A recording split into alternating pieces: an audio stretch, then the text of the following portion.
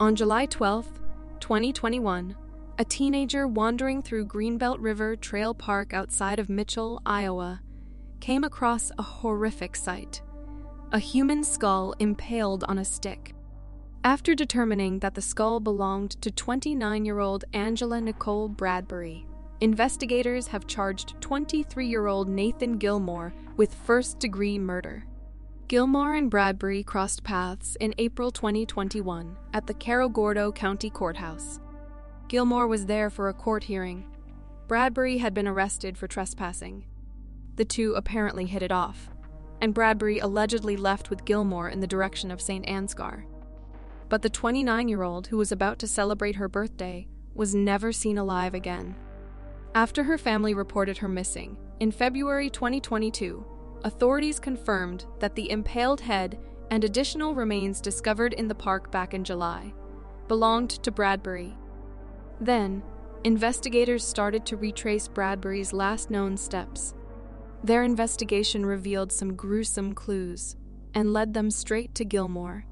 Gilmore had left a trail of grisly evidence behind.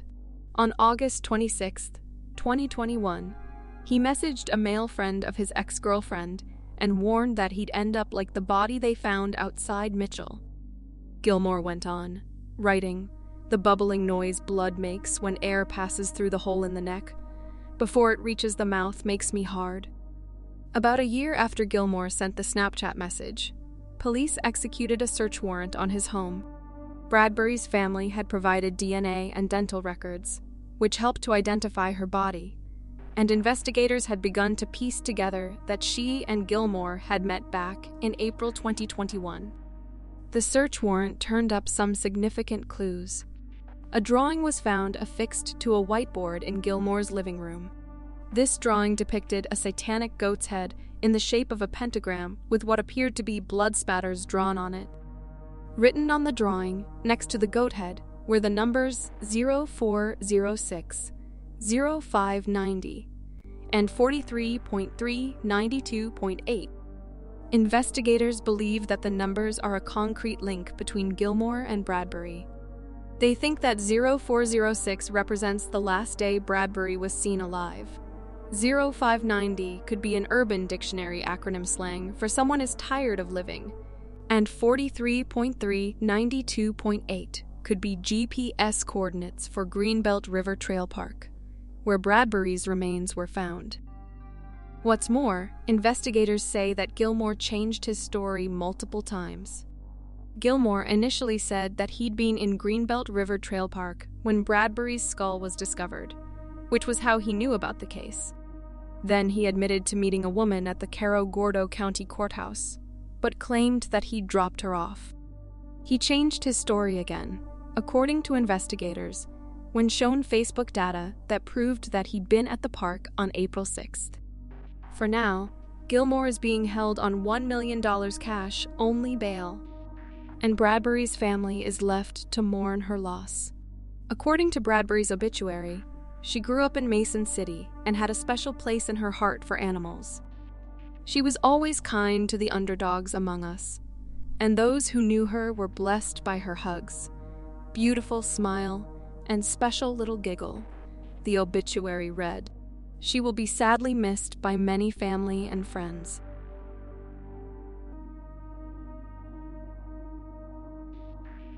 It's almost exactly 20 years since a relative of a German World War I flying ace, known as the Red Baron, murdered her wealthy parents. Suzane von Richthofen is now 38 and divorced after marrying another female killer behind bars. But she was just 18 when she plotted the demise of her mom and dad, who were sleeping in bed when they were bludgeoned to death. Her then-boyfriend, Daniel Cravenhose, and his older brother, Christian, were accomplices in her evil plan. The siblings savagely beat her parents beyond recognition with iron bars, while Suzane sat on a sofa downstairs after welcoming them inside the family mansion in a suburb of São Paulo, Brazil. All three were eventually jailed, and ahead of the 20th anniversary of the gruesome crime on October 31st, 2002, here we take a look at the chaotic life of Suzane. Suzane's father was German engineer Manfred Albert von Richthofen, a great-nephew to the famous fighter-pilot Baron von Richthofen, who was shot dead over the River Somme in 1918. Her mother Marisha, meanwhile, was a psychiatrist, and the affluent family was reportedly worth approximately $17 million. She also had a younger brother, Andres, and the pair received the best education in private schools in Brazil. Academically gifted, Suzane went on to study law at university, and she was set to inherit millions once she completed her degree. But the privileged youngster was unashamedly self-entitled, and her behavior soon started to worry her parents. Suzane was 16 when she first cozied up with jobless Daniel Cravenhose, who came from a poor background. The pair started to spend every minute together, and Suzane later pleaded with her father to buy her an apartment for her and her boyfriend to live in. Disapproving of the relationship, her dad said she could do as she pleased as long as it was with her own money. But unfortunately for Suzane, she had not yet inherited any of her family's fortune. However, the cunning young woman soon hitched a bloody and brutal plan to become rich and free without working for it. And with the help of college dropout and pot smoker, Daniel and his brother Christian, this led to the haunting downfall of the Richthofen family. On Halloween night 2002, Suzane snuck out of the small mansion at 9 p.m. But she soon returned to her family home with Daniel and Christian, while her younger brother was away. She disabled the alarm system before letting her accomplices into the luxurious property, while pointing in the direction of the master bedroom. The betraying daughter then sat on a sofa, while the siblings crept upstairs armed with iron bars, where they killed the husband and wife.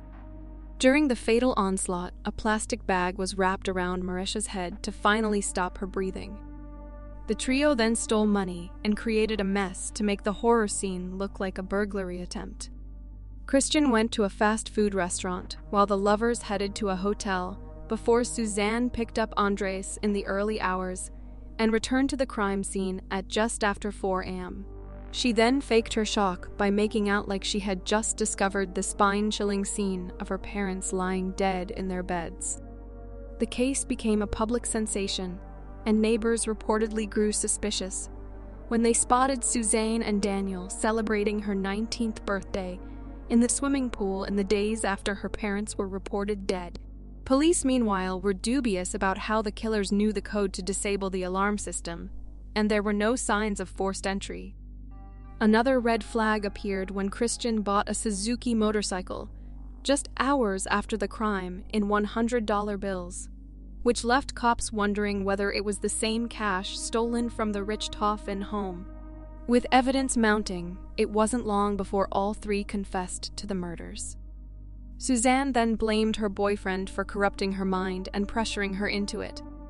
But during an extraordinary TV interview with Brazilian media, a microphone picked up on a conversation where her lawyer told her exactly what to say and how to act on camera. And in court, prosecutor Roberto Tardelli said she was the mastermind behind the murders, and described how she wanted to get her hands on the money and assets her parents had worked so hard to obtain.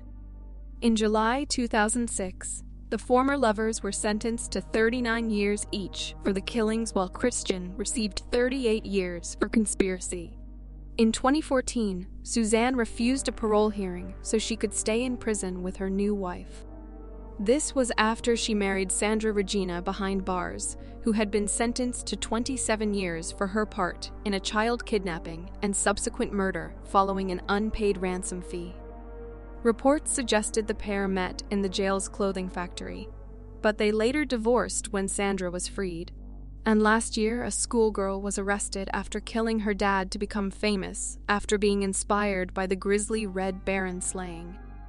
The 12-year-old, along with a friend, said she took out her cop dad after being inspired by the chilling Richthofen case. When arrested in the Brazilian state of Santa Catarina, the pair allegedly showed no remorse and asked if they would be famous like Suzane. The police officer, Neef Louise Werlang, was 46 and was found at home with stab wounds to his neck. Suzane remains a prisoner, but her cold legacy lives on. Her case inspired 2 films with each exploring a different motive for the killings.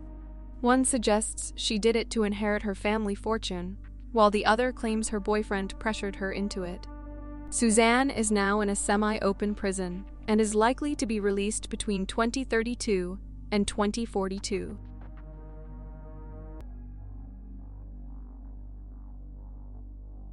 Melissa Ann Martinez was brutally murdered in West Virginia in 1993. Initially, local law enforcement didn't even know her real name. Nearly 30 years later, police say her killer has finally been found. Martinez, whose maiden name was McClure and who also used an alias of Lisa Ann Estep, lived in the 4600 block of Darnell Road near Huntington. On March 16, 1993, officers arrived in response to a shooting at about 4:23 a.m. to an alley in the 1400 block between 4th and 5th Avenues in Huntington, where they found Martinez on a sidewalk. She had been beaten and shot to death. Lacerations were present on her head, and she had been shot once in the torso. The victim was rushed to a nearby hospital where she later succumbed to her injuries. She was shot at least once, in the chest, and suffered severe injuries to her head and face consistent with injuries that would have been caused by a blunt instrument. Her body was taken to the medical examiner's office in South Charleston for an autopsy. Back in Huntington, overlooking the fact that a woman's life was lost, the Huntington community instead turned its focus to complaining about what it perceived to be a rise in violent crime in the city, with media coverage focusing on Martinez being a sex worker. Along with that information, typical for the time, were claims that maybe police weren't doing enough to solve the murder. In any event, the case went cold and the woman's friends publicly mourned her, while her family requested anonymity due to fear of public shame because of her occupation. Her friends reportedly attempted to raise money for a memorial to be placed where she was found. A cross on adjacent utility pole urging action in the case was removed shortly after being put up. The cross read, "Don't let Lisa die in vain." Lisa was like a family member to us. Her friend Ron Tillman told the paper in the aftermath of the tragic loss, "No one has anything to remember her by. We want to try and give her some dignity." Witnesses at the time reported hearing a gunshot. One person said they saw the woman being beaten. Where we go from here depends on where the leads take us. Then Huntington Police Department Detective Carl Brooks said in 1993. One of the deceased woman's brothers, speaking anonymously, told the paper that their family was never quite sure why Martinez did sex work, but he went on to describe it as her lifestyle. "I've already prepared my mother in Las Vegas for the fact that the person who murdered Lisa may never be found," her brother told the paper. "After all, most people think she was trash. I hope the police don't think that." The case was shelved. A break only came after Ricky Louis Woody, 59, was arrested in December 2020 on an unrelated charge, a domestic violence complaint about him beating a woman with a bat, shoving her, breaking her phone, and saying he might kill her. A few months later, the defendant, a person of interest in the case from the start, allegedly confessed to the crime that happened in the early 1990s, murder of a woman he knew as Lisa. After some questioning, Woody confessed to the slaying, and the information was relayed to the Huntington Police Department in West Virginia. After Woody's initial confession, Huntington police detectives traveled across the country in September 2021 to the Yellowstone County Detention Facility in Montana, at which time he was officially charged with Martinez's death. A Cabell County grand jury indicted Woody in September 2022, and he was officially charged with murder in October 2022. He is currently being detained in the Yellowstone County Detention Facility.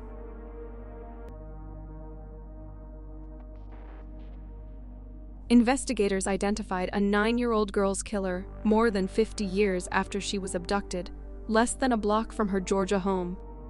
9-year-old Debbie Lynn Randall, third grader, was walking home January 13, 1972, from a laundromat about a half block away, when she was abducted, raped, and strangled to death. A near citywide search for Randall was initiated and included about 4,000 volunteers. A group of Southern Tech students found her remains 16 days later. Marietta police followed up on hundreds of leads without success. In October 2001, detectives sent a hair removed from Randall's body for DNA testing. The Cobb County Cold Case Unit received the case in 2015.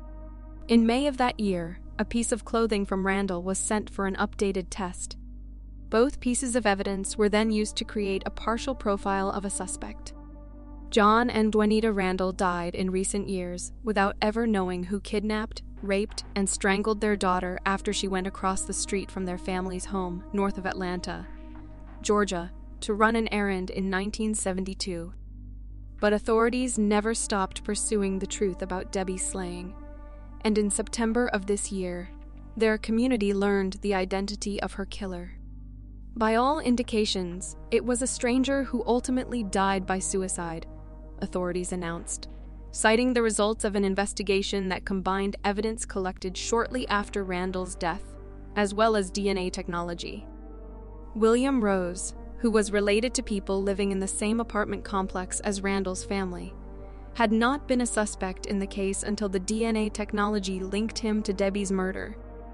Debbie's brother, Melvin Randall, stated, "It's a relief to my family that it was no one that we knew. And it's just great that it's over. Maybe we can rest about it and not worry about it, wondering who it was. It's weighed heavy on us for a long time." DNA testing carried out in 2019, made possible by extra funding, and a reanalysis of the cloth in 2022 brought investigators even closer to answers. Further DNA testing last year then brought investigators into touch with people who were probably related to the killer. Those relatives supplied DNA samples to assist authorities, and investigators said that evidence convinced them that Rose had murdered Debbie about 2 years before he died by his own hand at the age of 24. Exhuming Rose from his grave and running DNA testing on his body confirmed investigators' suspicions, Brody said. Ron Alter, a cold case investigator in Brody's office, told reporters that he did not believe Rose knew Debbie Lynn. Alter said what most likely happened was he saw her alone, perceived that to be a chance to abduct her, and acted on the opportunity. "I believe that was a crime of opportunity," Alter said. Alter also made sure to mention his suspicion that Rose, who had prior arrests for alcohol-related cases, killed himself out of fear that he would be imprisoned for Debbie Lynn's murder. Melvin recalled the guilt he carried for years because he was sick the day Rose kidnapped his sister, and he couldn't be at her side when she set out for the laundromat. He told the newspaper that he remembered knocking on neighbors' doors and posting flyers, desperately hoping either would help him and his family reunite with his sister, who loved playing baseball with him. The siblings' father died last year. Their mother died of leukemia in 2018. Despite the losses he has endured, and the painful circumstances around all of them, Melvin Randall said he was not angry with either Rose or his family. "I know they're struggling, going through this too," said Melvin Randall, now a grandfather. "It was tough for us, and I'm sure it's just as tough for them. I wish all of them well, and God bless them, and I don't have any animosity toward them."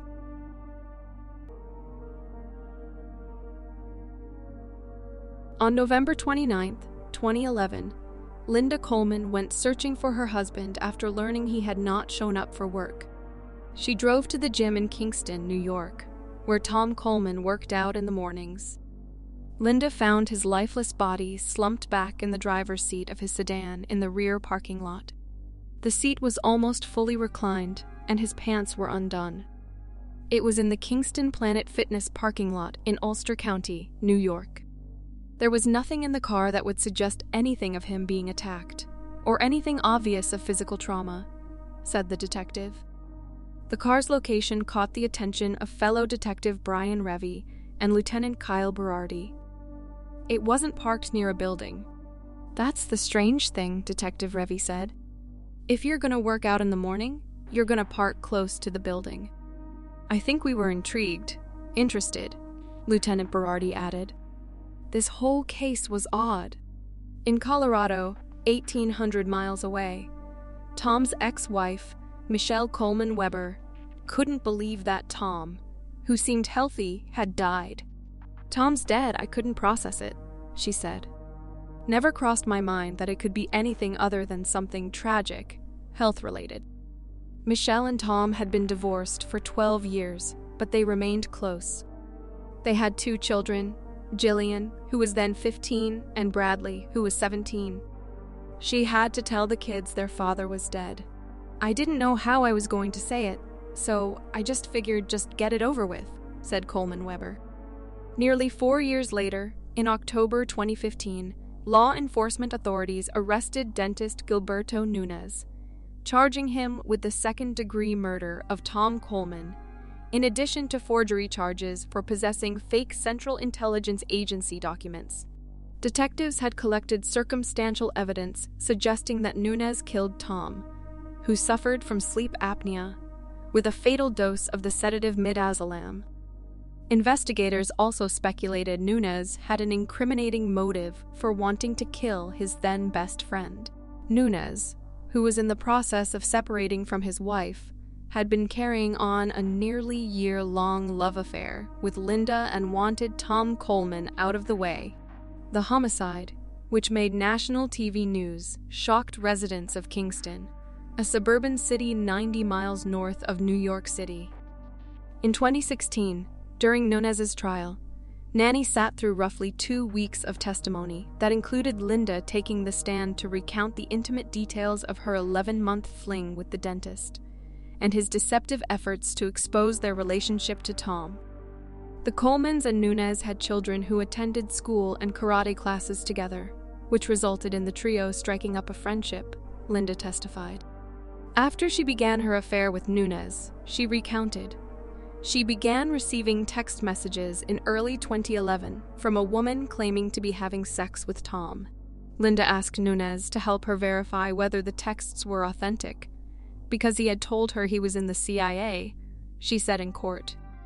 The dentist provided her with a letter supposedly written by one of his colleagues at the agency, Linda told jurors.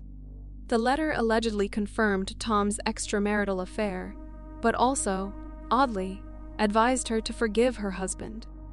In July 2011, Tom learned about the affair between his wife and his best friend, but the love triangle continued, Linda testified. She also said Tom and Nunez became even closer pals, with her husband telling her at one point Nunez was the best friend he ever had. During the homicide investigation, detectives learned that Nunez had a burner phone he was using to send text messages to Tom and Linda, accusing both of them of cheating on each other. Nunez admitted to sending the messages, and he owned up to creating the CIA letter. During the court proceedings, prosecutor Mariellen Albanese laid out her theory that Nunez had become so obsessed with Linda that he created an elaborate scheme to break up her marriage. The plot included sending the text messages from a phony lover, the fake CIA document, and an email in which Nunez allegedly pretended to be his own mother, pleading with Linda to leave Tom. When his effort failed, Nunez decided to kill Tom, Albanese said. Albanese presented physical evidence, such as what appeared to be Nunez's SUV arriving and leaving the gym parking lot around the same time Tom was there, an internet search for midazolam on the dentist's computer, and 2 unopened vials of the drug found in an emergency kit in his office. Law enforcement officials had also twice exhumed Tom's body, finding traces of midazolam in one of his eyes during the second disinterment, Nanny says. The theory they ultimately came up with is that Nunez slipped midazolam into Tom Kolman's coffee, leaned his best friend back in his car seat, and tilted his head up so he couldn't breathe. Nanny says, they clearly had a tough time making their case. Albanese did not respond to requests for comment. The prosecution's case against his client was weak, says Evan Lipton, one of the criminal defense attorneys who represented Nunez. "Our argument to the jury was not only that Gil didn't kill Kolman, but that there was no murder. It was a natural death." The defense team called its own expert pathologist, who testified that Tom Kolman's heart was ready to burst, and that this was a more likely explanation for the death, Lipton says. Another defense witness, a pharmacologist, testified that the dosage amount of midazolam prosecutors claimed Nunez had given Tom wasn't enough to kill him, Lipton recalls. "They failed to follow leads that suggested Kolman may have been meeting up with strangers," Lipton says, referring to recent emails Tom had received from a hookup website called Benati.com. "We used these facts to undercut their argument that Gil is the only other person who could have been in the parking lot that night." On June 17, 2016, the jury acquitted Nunez of murdering Tom Kolman, but convicted him on the felony counts for forgery in connection with the fake CIA documents. The medical evidence presented by the defense that Tom Kolman had an enlarged heart muddied the waters about the cause of death, Nanny says. The prosecution was also having a difficult time proving Nunez was there at the scene. There was still reasonable doubt. As far as the forgery charges, there was no denying the CIA documents were phony, noted Nanny, who is now a Bloomberg reporter. The prosecution had called an information technology technician who maintained the servers at Nunez's dentistry office. He testified that Nunez asked him to pose as a CIA agent, Nanny says. Nunez tried to pay two people $500 to pretend to be CIA agents and have them approach Linda and Tom Kolman in the months leading up to his death. The same year he beat the murder rap, Nunez stood for another 2 trials on unrelated criminal charges of insurance fraud and perjury. He was found guilty in both those proceedings. In February 2017, Ulster County Court Judge Donald Williams sentenced Nunez to 2 1/3 to 7 years in state prison. Williams also denied Nunez's request to regain his dentistry license upon his release. During the sentencing hearing, the judge admonished Nunez as an individual who was consumed by an illicit affair, willing to do absolutely anything to promote his prurient interests. In 2018, Nunez was released after serving 19 months at Altona Correctional Facility in New York with a clean disciplinary record. Nunez is on parole until October 2, 2023.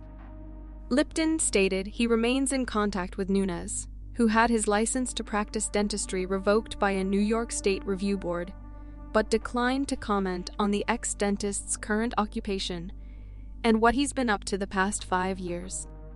In 2014, Nunez remarried a woman named Yamil, a real estate agent in the Kingston area.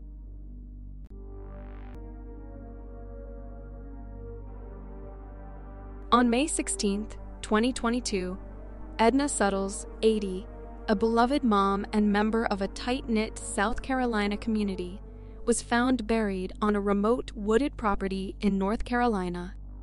A single working mother, Suttles raised 3 children in Travelers Rest, South Carolina. At age 80, she worked as a home care assistant.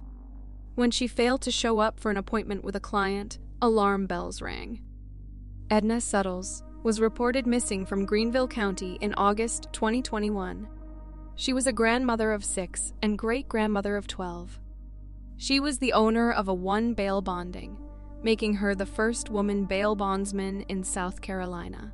Federal investigators became involved in the search for Suttles, and a federal search warrant unsealed in March shows detectives found surveillance video of suspect Daniel Prince getting into her Jeep at the Food Lion in Travelers Rest on the day she went missing.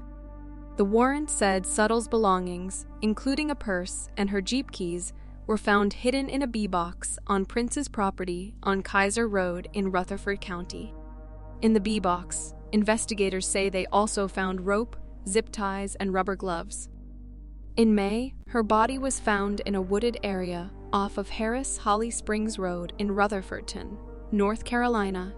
According to a new federal criminal complaint that was unsealed, Federal agents say Prince has a prior conviction for kidnapping in Michigan and is a person of interest in the disappearances of other elderly women.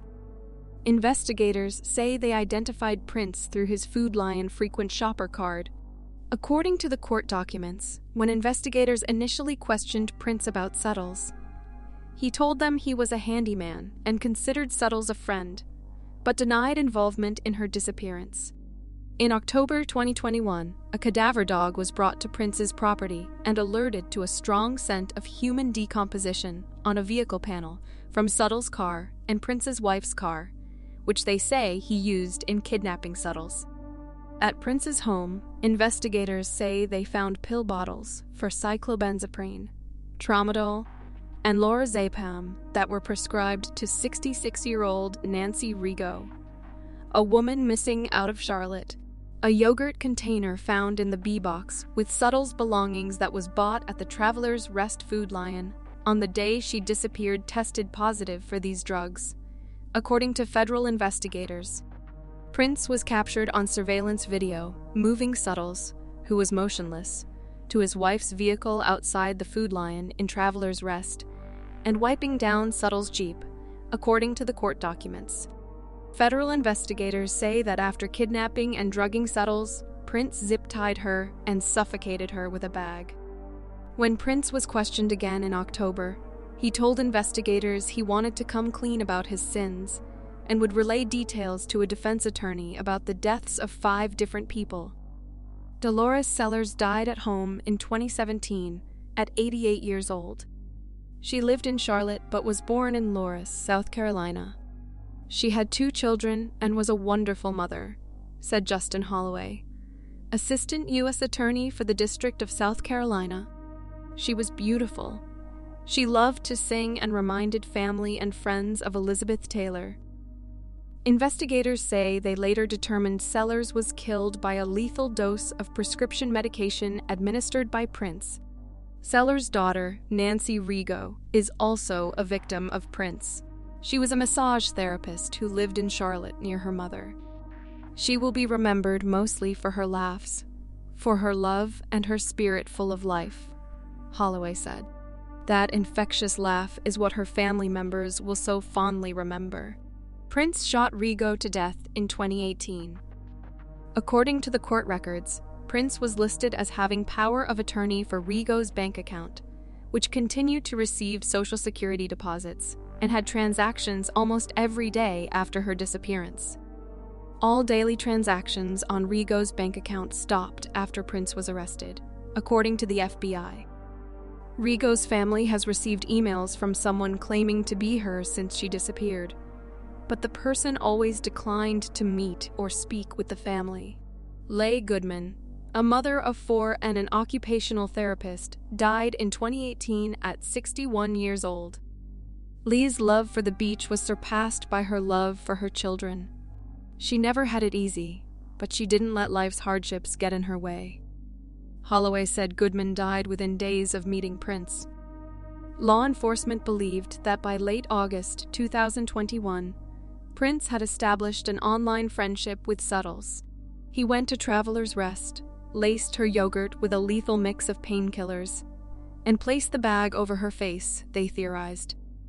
On June 22, 2022, Prince pleaded guilty to kidnapping and murdering Edna Suttles.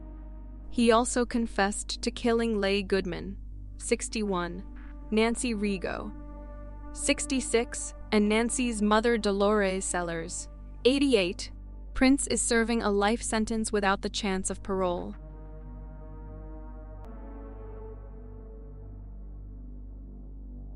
Gary Heidnik was every bit as twisted as the infamous movie character he inspired, Buffalo Bill from The Silence of the Lambs. He used his victims as sex slaves, forced them to torture each other, and even ground one of their bodies up and forced the other women to eat her flesh. And yet, to the 50 members of his Philadelphia congregation in the 1980s, the real-life Buffalo Bill killer was the honorable and charismatic Bishop Heidnik, head of the United Church of the Ministers of God. They would meet every Sunday inside his home to hear his unique spin on the Bible. Could they have ever imagined that, in the basement under their feet, Gary Heidnik, the real-life Buffalo Bill killer, had 6 women chained up in a pit? Gary Heidnik, born in Eastlake, Ohio on November 22, 1943, eventually learned how to control people after having a rough start to his life. He'd suffered through a brutal childhood, during which he claimed his father abused him and mercilessly mocked the young boy's bedwetting. His troubles continued throughout high school, where he remained isolated from his peers and socially stunted before joining the Army after graduation. Following his discharge due to mental health issues, namely schizoid personality disorder, after just 13 months, Heidnik worked briefly as a nurse before finding a way to control other people via religion. Gary Heidnik started the United Church of the Ministers of God in 1971 in Philadelphia with just 5 followers and a $1,500 investment. But things grew wildly from there. He eventually raised more than $500,000 for his cult. Furthermore, he learned how to manipulate people, and he put that skill to use on the women he'd started keeping locked up in his basement. Heidnik had been charged with crimes related to sexual assault before, but never served any significant time for them. He'd even been charged with the spousal rape of Betty Disto, a Filipino mail-order bride he wed in 1985 and who left him in 1986, but not before bearing him a son, Jesse. In fact, Heidnik had 2 other children with 2 different women, both of whom had also complained of his deviant sexual practices and penchant for locking them up. But those tendencies were about to reach new depths, as he would soon kidnap 6 black women to rape and torture. Gary Heidnik captured the woman conventionally cited as his first victim, Josefina Rivera, in 1986. And it's hard to imagine, but he actually turned her, by many accounts, into an accomplice of sorts. The way he initially captured her, though, was as brutal as the capture of any of his other victims. Like all of the women that the real-life Buffalo Bill killer targeted, Rivera was a sex worker, lured into his home by the promise of money. While Rivera was getting her clothes back on after they had sex, Heidnik came up from behind and choked her. Then, he dragged her down to his basement, shackled her limbs together with chains, and sealed the bolts in with superglue. Her life flashed before her eyes. All I could remember was, like, a film projector of things that were going on in my life. Rivera would later say of the experience, "It was, like, just flipping back." Gary Heidnik then beat her with a stick until she stopped screaming for help. Then, he threw her into a pit, boarded it up, and sealed her in. The only light that seeped in came through thin cracks in a wood covering overhead. He would kidnap 5 more women in just 3 months, all in the same way that Rivera was abducted. All of the victims were black, because, as Heidnik's lawyer would later reveal, he was trying to enslave 10 black girls to have a baby with all of them, and he was going to create a perfect race. Much like Rivera, the other victims were choked, chained up, thrown into the pit, and boarded up inside, only pulled out to be raped or tortured. Any time that you're cut off from the world outside, Josefina Rivera admitted after she escaped her captor's clutches, whoever's holding you captive, you're going to grow to like him regardless, because he's your only contact to things that are outside. He's your only source of survival. Rivera eventually convinced Heidnik that she was on his side, and he made her the boss of the other women. It was his way of pitting the women against each other. If Rivera did what he said, he'd bring her hot chocolate and hot dogs and let her sleep outside of the hole. But he made one thing clear: if she disobeyed him, she could lose all of her privileges. Going against him was dangerous. When one of the women displeased him, Heidnik would put them on punishment. They would be starved, beaten, and tortured. Sometimes, he would wrap duct tape around their mouths and slowly jam a screwdriver into their ears, just to watch them squirm. If Rivera was going to keep her privileges, she understood. she had to aid in the torture of the other women. Once, he had her fill the pit full of water, attach a stripped extension cord to the other women's chains, and electrocute them while he watched. The shock was so painful that one of the women, Deborah Dudley, was electrocuted to death. Heidnik barely reacted. "Yeah, she's dead," he said after checking her body. "Now I can get back to having a peaceful basement." After Dudley's brutal murder, another horrific death occurred in the basement. The murder of Sandra Lindsay, a mentally disabled woman who Gary Heidnik had lured in shortly after he abducted Rivera. Lindsay couldn't handle the abuse as long as the others did, so Gary Heidnik put her on punishment and starved her for days. When he tried to give her food again, she didn't move. He released her chains and she collapsed. The women were only allowed a few moments to panic. When they started screaming at the sight of their friend, who they now realized was dead, Heidnik told them to cut out their bullshit, or they would die next. He then dragged Lindsay's body upstairs and cut it into pieces. He cooked her ribs in the oven, boiled her head on the stove. Neighbors' complaints of the smell prompted a police visit, but he claimed he just absent-mindedly burned a roast and put her arms and legs in a freezer. Then, he ground her flesh up, mixed it with dog food, and brought it down to the other women. 3 of the women were still on punishment. A few days before, he'd let them watch TV, and one had angered him by saying she was so hungry that the dog food in an ad looked good enough to eat. She'd get dog food, Heidnik told her, and she and the other 2 women would eat it, with Lindsay's body parts mixed in it, though some sources refute this account and say that Heidnik made it up to support an insanity defense later. It would plague them for the rest of their lives, but they didn't have much of a choice. They had to either cannibalize their dead friend or they would die. As one of the women, Jacqueline Askins, would later say, "If it wasn't for me eating her or eating dog food, I couldn't be here today." Ultimately, accomplice or not, Josefina Rivera saved the surviving victims. Toward the end, Heidnik was using her as bait to catch more women. He'd let her enter the outside world to help him pick up other potential victims and lure them into his home, always keeping her close by his side. She used the goodwill she'd earned to get these temporary trips out of the basement. And then, on March 24, 1987, after helping Heidnik abduct a 7th victim, Rivera managed to convince him to let her go for just a few minutes so that she could briefly visit her family members. He would wait at the gas station, they agreed, and she'd come right back. Rivera walked around the corner and out of his sight. Then, she rushed over to the nearest phone and called 911. Officers promptly arrested Gary Heidnik right there at the gas station, and then raided his house of horrors. After 4 months of imprisonment, the women were finally free, and furious with Rivera. Even though she had freed them, they were still angry about the role she played in their torture, especially Dudley's death. Some even wanted Rivera to be charged as an accomplice.